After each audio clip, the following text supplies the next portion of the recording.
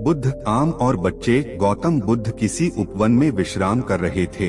तभी बच्चों का एक झुंड आया और पेड़ पर पत्थर मारकर आम गिराने लगा। एक पत्थर बुद्ध के सर पर लगा और उससे खून बहने लगा। बुद्ध की आंखों में आंसू आ गए। बच्चों ने देखा तो भयभीत हो गए। उन्हें लगा कि अब बुद्ध उन्हें भला बुरा कहेंगे। बच्चों ने उनके चरण पकड़ लिए और उनसे क्षमा याचना करने लगे। उनमें से एक बच्चे ने कहा, हमसे बड़ी भूल हो गई है। मेरी वजह से आपको पत्थर लगा और आपके आंसू आ गए। इस पर बुद्ध ने कहा, बच्चों, मैं इसलिए दुखी हूँ कि तुमने आम के पेड़ पर पत्थर मारा तो पेड़ ने बदले में तुम्हें मीठे फल दिए, लेकिन मुझे मारने पर मैं तुम्हें सिर्फ भय दे सका।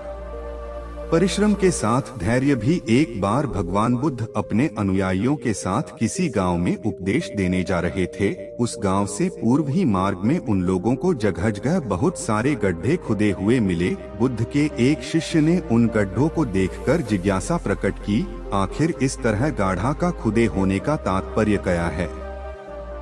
बुद्ध बोले, पानी की तलाश में किसी व्यक्ति ने इतने गड्ढे खोदे हैं। यदि वह धैर्य पूर्वक एक ही स्थान पर गड्ढा खोदता तो उसे पानी अवश्य मिल जाता, पर वह थोड़ी देर गड्ढा खोदता और पानी न मिलने पर दूसरा गड्ढा खोदना शुरू कर देता। व्यक्ति को परिश्रम करने के साथ धैर्य भी रखना चाहिए। अमृत की खेती। एक बार भगवान बुद्ध भिक्षा के लिए एक किसान के यहाँ पहुँचे। तथागत को भिक्षा के लिए आया देखकर किसान उपेक्षा से बोला, श्रमण, मैं हल जोतता हूँ और तब खाता हूँ, तुम्हें भी हल जोतना और बीज बोना चाहिए और तब खाना खाना चाहिए। बुद्ध ने कहा, महाराज, मैं भी खेती ही करता हूँ। इस पर किसान को जिज्ञासा हुई। बोले, गौतम, मैं न तुम्हारा हल देखता हूँ, न बैल और न ही खेती के स्थल, तब आप कैसे कहते हैं कि आप भी खेती ही करते हैं? आप कृपया अपनी खेती के संबंध में समझाएं।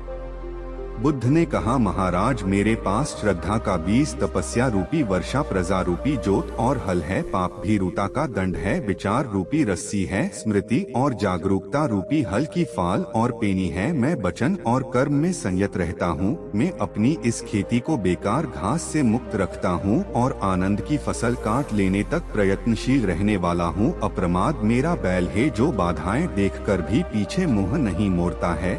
वह मुझे सीधा शांति धाम तक ले जाता है। इस प्रकार मैं अमृत की खेती करता हूँ। मृत्यु के उपरांत क्या? एक बार बुद्ध से मलुक्य पुत्र ने पूछा, भगवान, आपने आज तक यह नहीं बताया कि मृत्यु के उपरांत क्या होता है। उसकी बात सुनकर बुद्ध मुस्कुराए। फिर उन्होंने उससे पूछा, पहले मेरी एक बात का जवाब दो। अगर कोई व्यक्ति कहीं जा रहा हो और अचानक कहीं से आकर उसके शरीर में एक विषबुझा बाण घुस जाए तो उसे क्या करना चाहिए? पहले शरीर में घुसे बाण को हटाना ठीक रहेगा या फिर देखना कि बाण किधर से आया है और किसे लक्ष्य कर मारा गया है? मलुक्य पुत्र ने कहा, पहले तो शरीर में घुसे बाण को तुरंत निकालना चाहिए, अन्यथा विष पूरे शरीर में फैल जाएगा। बुद्ध ने कहा, बिल्कुल ठीक कहा तुमने। अब यह बताओ कि पहले इस जीवन के दुखों के निवारण का उपाय किया जाए या मृत्यु की बातों के बारे में सोचा जाए। मलुक्य पुत्र अब समझ चुका था और उसकी जिज्ञासा शांत हो गई। बुद्ध ने कहा, सबका हित करो। एक दिन एक व्यक्ति बुद्ध के पास पहुंचा। वह बहुत अधिक तनाव में था। अनेक प्रश्न उसके दिमाग में घूम घूम कर उसे परेशान कर रहे थे, जैसे आत्मा क्या है? आदमी मृत्यु के बाद कहाँ जाता है? सृष्टि का निर्माता कौन है? स्वर्गनरक की अवधारणा कहाँ तक सच है और ईश्वर है या नहीं? उसे इन प्रश्नों के उत्तर नहीं मिल रहे थे। जब वह बुद्ध के पास पहुंचा तो उसने देखा कि बुद्ध को कई लोग घेर कर बैठे हैं। बुद्ध उन सभी के प्रश्नों व जिज्ञासाओं का समाधान अत्यंत सहज भाव से कर रहे हैं। काफी देर तक यह क्रम चलता रहा, किंतु बुद्ध धैर्य पूर्वक हर एक को संतुष्ट करते रहे। बेचारा व्यक्ति वहां का हाल देखकर परेशान हो गया। उसने सोचा कि इन्हें दुनियादारी के मामलों में पड़ने से क्या लाभ। अपना भगवत भजन करें और बुनियादी समस्याओं से ग्रस्त इन लोगों को भगाएं। किंतु बुद्ध का व्यवहार देखकर तो ऐसा लग रहा था मानो इन लोगों का दुहक उनका अपना दुहक है। आखिर उस व्यक्ति ने पूछ ही लिया, महाराज आपको इन सांसारिक बातों से क्या लेना देना? बुद्ध बोले, मैं ज्ञानी नहीं हूँ और इंसान हूँ, वैसे भी वह ज्ञान किस काम का जो इतना घमंडी और आत्म केंद्रित हो कि अपने अतिरिक्त दूसरे की चिंता ही न कर सके। ऐसा ज्ञान तो अज्ञान से भी बुरा है। बुद्ध की बातें सुनकर व्यक्ति की उलझन दूर हो गई। उस दिन से उसकी सोच व आचरण दोनों बदल गए। कथा का सार यह है कि ज्ञान तभी सार्थक होता है जब वह लोक कल्याण में संलग्न हो। सत्संग का महत्व समझाया। महात्मा बुद्ध एक गांव में ठहरे हुए थे। वे प्रतिदिन शाम को वहां पर सत्संग करते थे। भक्तों की भीड़ होती थी क्योंकि उनके प्रवचनों से जीवन को सही दिशा बोध प्राप्त होता था। बुद्ध की वाणी में गजब का जादू था। उनके शब्द श्रोता के दिल में उतर जाते थे। एक युवक प्रतिदिन बुद्ध का प्रवचन सुनता था। एक दिन जब प्रवचन समाप्त हो गए तो वह बुद्ध के पास गया और बोला, महाराज, मैं काफी दिनों से आपके प्रवचन सुन रहा हूँ, किंतु यहाँ से जाने के बाद मैं अपने गृहस्थ जीवन में वैसा सदाचरण नहीं कर पाता जैसा यहाँ से सुनकर जाता हूँ। इससे सत्संग के महत्व पर शंका भी होने लगती है। बताइए मैं क्या करूँ? बुद्ध ने युवक को बांस की एक टोकरी देते हुए उसमें पानी भरकर लाने के लिए कहा। युवक टोकरी में जल भरने में असफल रहा। बुद्ध ने यह कार्य निरंतर जारी रखने के लिए कहा। युवक प्रतिदिन टोकरी में जल भरने का प्रयास करता किंतु सफल नहीं हो पाता।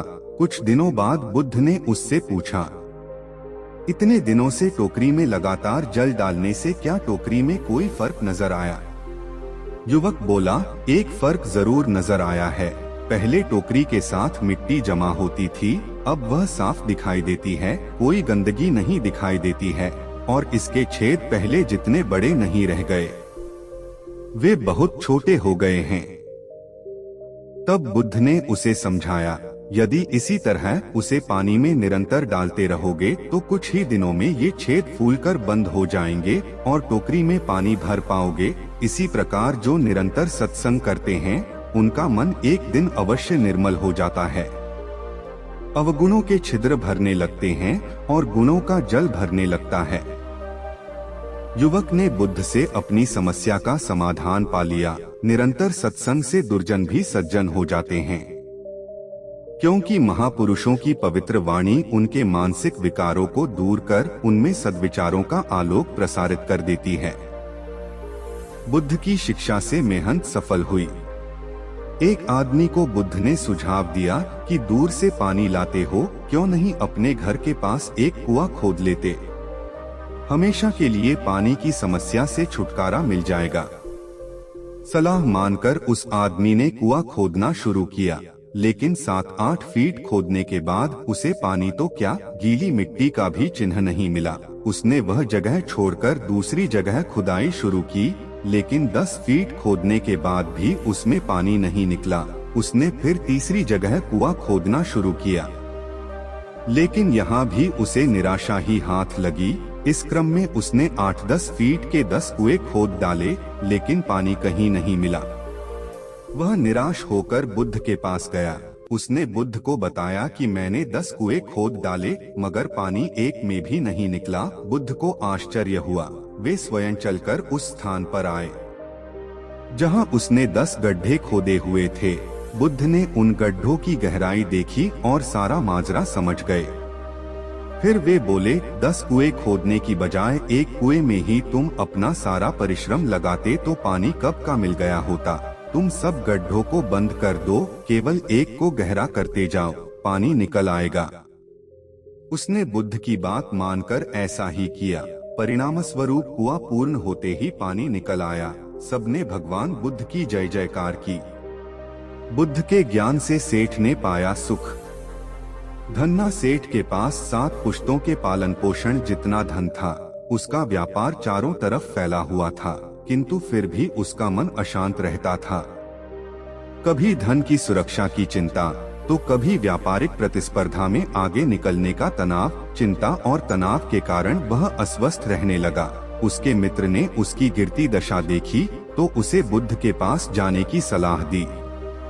सेठ बुद्ध के पास पहुंचा और अपनी समस्या बताई। बुद्ध ने उसे सांत्वना देते हुए कहा, तुम घबराओ मत, तुम्हारा कष्ट अवश्य दूर होगा, बस तुम यहाँ कुछ दिन रहकर ध्यान किया करो। बुद्ध के कहे अनुसार सेठ ने रोज ध्यान करना शुरू कर दिया, किंतु सेठ का मन ध्यान में नहीं लगा। वह जैसे ही ध्यान करने बैठता, उसका मन फिर अपनी दुनिया में चला जाता। उसने बुद्ध को यह बात बताई, किंतु बुद्ध ने कोई उपाय नहीं बताया। थोड़ी देर बाद जब सेठ बुद्ध के साथ वन में सायंकालीन भ्रमण कर रहा था तो उसके पैर में एक कांटा चुभ गया। वह दर्द के मारे कराहने लगा। बुद्ध ने कहा, बेहतर होगा कि तुम जी कड़ाकर कांटे को निकाल दो, तब इस दर्द से मुक्ति मिल जाएगी। सेठ ने मन कड़ाकर कांटा निकाल दिया, उसे चैन मिल गया। तब बुद्ध ने उसे समझाया, ऐसे ही लोभ, मोह, क्रोध, घमंड व द्वेष के कांटे तुम्हारे मन में गड़े हैं। जब तक अपने मन की संकल्प शक्ति से उन्हें नहीं निकालोगे, अशांत ही रहोगे। सेठ का अज्ञान बुद्ध के इन शब्दों से दूर हो गया और उसने निर्मल हृदय की राह पकड़ ली। अपनी कुप्रवृत्तियों से मुक्ति के लिए संकल्पबद्धता अनिवार्य है। जब तक व्यक्ति दृढ़ निश्चय न कर ले, वह अपनी गलत आदतों से मुक्त नहीं हो सकता। बुद्ध की शिक्षा से गांव का उद्धार हुआ। एक युवक ने बुद्ध से आकर कहा, मेरा गांव अशिक्षित है, मैं अपने परिवार से झगड़कर थोड़ा बहुत पढ़ पाया हूँ, आगे और पढ़ना चाहता हूँ, किंतु सभी रोक रहे हैं। घर के लोग सोचते हैं कि खेती में खूब पैसा है और उसके लिए किसी शिक्षा की आवश्यकता नहीं है। यही सोच गांव वालों की भी है। कृपया आप मेरे गांव चलकर वहां शिक्षा का प्रसार करवाइए। बुद्ध युवक की बात मानकर गांव आ गए। धर्म भीरू ग्रामीणों ने बुद्ध का सत्कार किया और रोज उनके प्रवचन सुनने आने लगे। बुद्ध जब भी शिक्षा का महत्व बताते, ग्रामीण विरोधी मत रखते। एक दिन एक महिला अपने 5 साल के बच्चे के लिए पूछने लगी कि उसे किस उम्र से शिक्षा दिलवाएं।